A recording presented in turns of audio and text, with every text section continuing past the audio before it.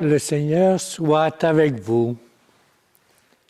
Évangile de Jésus-Christ selon saint Matthieu.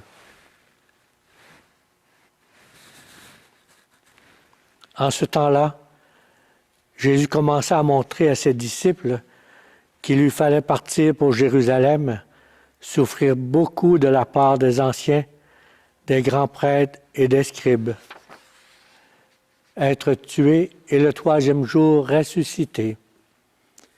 Pierre, le prenant à part, se mit à lui faire de vifs reproches. « Dieu t'en garde, Seigneur, cela ne t'arrivera pas. » Mais lui, se retournant, dit à Pierre, « Passe derrière moi, Satan. Tu es pour moi une occasion de chute. Tes pensées ne sont pas celles de Dieu, mais celles des hommes. » Alors Jésus dit à ses disciples, « Si quelqu'un veut marcher à ma suite, qu'il renonce à lui-même, qu'il prenne sa croix et qu'il me suive. Car celui qui veut sauver sa vie la perdra, mais qui perd sa vie à cause de moi la trouvera. Quel avantage en effet un homme aura-t-il à gagner le monde entier si c'est au prix de sa vie? Et que pourra-t-il donner en échange de sa vie? Car le Fils de l'homme va venir avec ses anges dans la gloire de son Père, alors il rendra à chacun selon sa conduite. Acclamons la parole de Dieu.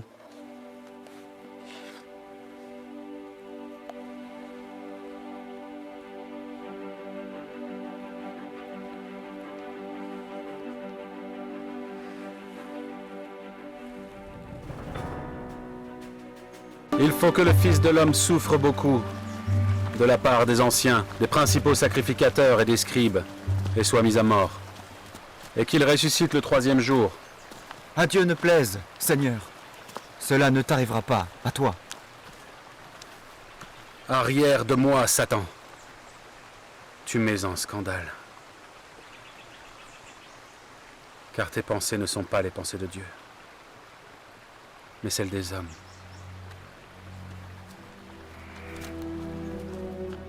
Jésus dit à ses disciples, et maintenant à nous aujourd'hui, si quelqu'un veut marcher à ma suite, qu'il renonce à lui-même, qu'il prenne sa croix et qu'il me suive. On peut d'abord se demander, c'est quoi la croix pour nous? On pourrait dire alors, c'est notre vie dans les conditions de ce monde, ses tentations et ses péchés, ses souffrances et sa mort. Peut-être qu'on pourrait aussitôt ajouter, c'est tenir dans une grande foi, ce qui est très exigeant. C'est aimer Dieu, le prochain et nos ennemis, sans arrêt, ce qui est très demandant. C'est accepter de ne pas être parfait, devant sans cesse recommencer et persévérer comme personne de bonne volonté, ce qui est épuisant. Tout cela, nous ne pouvons y parvenir sans Dieu, sans le Christ et son Esprit. La croix, le plus grand geste d'amour que la terre a porté, c'est Jésus que l'on a crucifié, qui a pris tous nos péchés sur lui, qui a perdu sa vie en la donnant pour que nous gardions la nôtre éternellement. Voilà ce à quoi nous sommes appelés. Pour y parvenir, nous devons faire de notre vie la plus grande des prières, offrant au Seigneur tout ce qui nous arrive dans la louange et l'action de grâce. C'est faire le don de notre personne, c'est vivre dans l'abandon, c'est reconnaître notre pauvreté. À nous de suivre le conseil de saint Paul. Je vous exhorte, frères, par la tendresse de Dieu, à lui présenter votre corps, votre personne tout entière, en sacrifice vivant, saint, capable de plaire à Dieu. Il y eut un temps où la croix était partout, dans nos maisons, sur les montagnes, à la croisée des chemins. Et pourtant, maintenant, on veut la voir nulle part. C'est peut-être une des raisons pourquoi nos églises se vident. Pourtant, la croix a été tracée sur nous, déposée en nous le jour de notre baptême. Qu'en faisons-nous? Cette croix, nous devons faire souvent le signe sur nous. La méditer et contempler le Christ crucifié pour arriver à dire encore comme saint Paul, je n'ai rien voulu connaître d'autre que Jésus-Christ, ce Messie crucifié. Si on ne veut plus de la croix, est-ce parce qu'elle signifie la souffrance et non la puissance de notre Dieu, Messie, Sauveur, qui s'est abaissé jusqu'à mourir sur une croix? Si quelqu'un veut venir après moi, qu'il renonce à lui-même, qu'il se charge de sa croix et qu'il me suive, car celui qui voudra sauver sa vie la perdra. Mais celui qui la perdra à cause de moi la trouvera.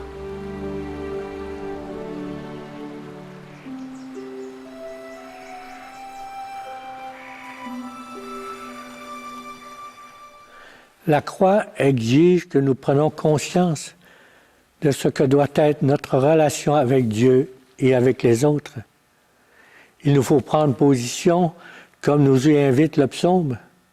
Dieu, tu es mon Dieu, je te cherche dès l'aube, mon âme a soif de toi. C'est aussi mettre en pratique la parole de Jésus qui nous demande de passer en faisant le bien. Nous avons donc à choisir entre le chemin du monde et le chemin de la croix. Que la parole de Dieu soit en nous comme un feu brûlant dans notre cœur. Prier, méditer, contempler, aimer sont les bras de la croix que l'on porte, si l'on peut dire comme le prophète Jérémie, « Seigneur, tu m'as séduit, et j'ai été séduit. Tu m'as saisi et tu as réussi. Ou encore, Seigneur, toi que je supplie tout le jour, toi qui es bon, tu pardonnes, tu es plein d'amour pour tous ceux qui t'appellent. Rappelons-nous que comme Pierre, nous pouvons refuser la croix et être tentation pour les autres, afin qu'ils fassent de même, la renient, la rejettent, l'abandonnent. Si chrétien, chrétienne, signifie être sauveur avec le Christ, mettons notre confiance en Dieu comme lui la met en nous, en faisant ce qu'il nous demande, l'aider à porter sa croix, en portant la nôtre, et en aidant les autres à porter la leur. Nous serons alors comme lui, parole d'amour et signe d'espérance. Le vendredi saint, il y a vénération de la croix et dans quelques jours, le 14 septembre, fête de la croix glorieuse. Vénérons-la chaque jour comme source de miséricorde de Dieu et comme route qui mène à la perfection.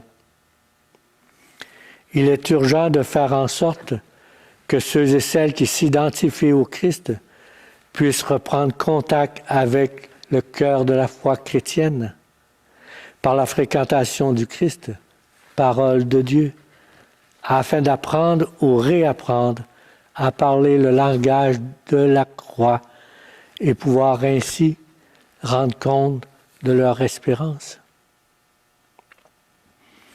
Faisons de l'amour notre croix et de la croix notre plus grand geste d'amour.